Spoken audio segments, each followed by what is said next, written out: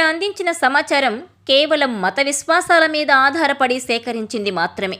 దీనికి సంబంధించిన శాస్త్రీయ ఆధారాలకు సంబంధించి R24 ఛానల్ ఎలాంటి బాధ్యత తీసుకోదు. ఈ సమాచారాన్ని పరిగణలోకి తీసుకునే ముందు పండితులను సంప్రదించి పూర్తి వివరాలు తెలుసుకోగలరు. పై సమాచారాన్ని R24 ఛానల్ ధృవీకరించడం లేదు.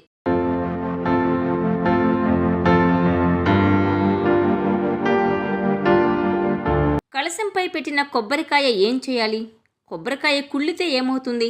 నోములు, వ్రతాలు, ప్రత్యేక పూజల సమయాల్లో కలశం పెట్టి పూజ చేస్తుంటారు. ఆ కలశాన్ని అమ్మవారిగా భావించి షోడశోపచార పూజలు చేసి నైవేద్యాలు సమర్పిస్తారు. మరి పూజ అయ్యాక ఆ కొబ్బరికాయ ఏం చేయాలి? కొట్టుకొని తినొచ్చా? వంటల్లో వినియోగించవచ్చా? దేవుడి దగ్గర నుంచి తీసేసిన పూలతో పాటు తీసుకెళ్లి నీటిలో వేయాలా? Watch this R24 special.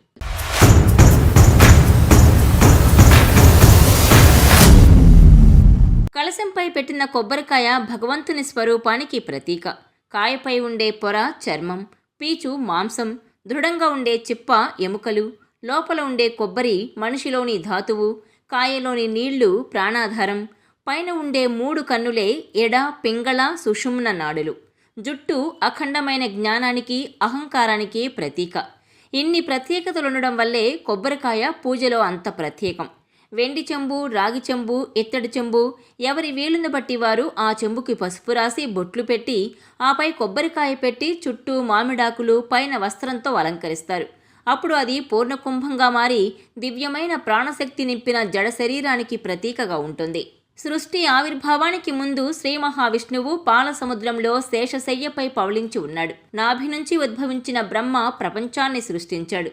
తొలుత కలశస్థాపన చేసి అందులో నీరు పోశాడని, అదే సృష్టి ఆవిర్భావానికి ప్రతీకగా నిలిచిందని చెబుతారు. ఇక కలశంలో ఉంచిన ఆకులు, కొబ్బరికాయ సృష్టికి ప్రతీక.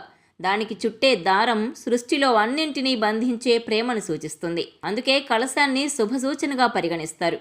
అన్ని పుణ్య నదుల్లోని నీరు, అన్ని వేదాల్లోని జ్ఞానం, దేవతలందరి ఆశీస్సులు కలశంలోకి ఆహ్వానించిన తర్వాత అందులోని నీరు అన్ని వేదిక క్రియలకు వినియోగిస్తారు. పాల సముద్రాన్ని రాక్షసులు, దేవతలు మదించినప్పుడు అమరత్వాన్ని ప్రసాదించే అమృత కలశంతో భగవంతుడు ప్రత్యక్షమయ్యాడు. కాబట్టి కలశం అమృత తత్వాన్ని కూడా సూచిస్తుంది. కలశాన్ని పూజ చేయడానికి వచ్చిన వారికి దానం ఇవ్వచ్చు. దీన్ని పూర్ణఫలదానం అని అంటారు.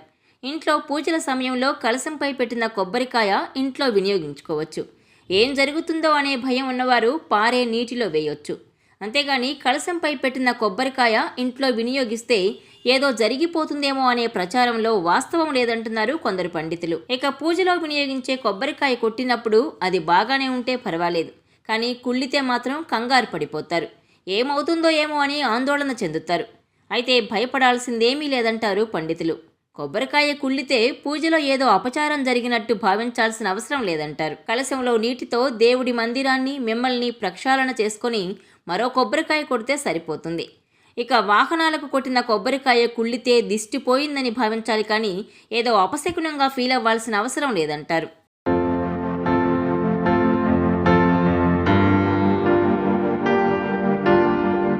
ఈ వీడియో మీకు నచ్చినట్లయితే please share, like and subscribe R24 Telugu.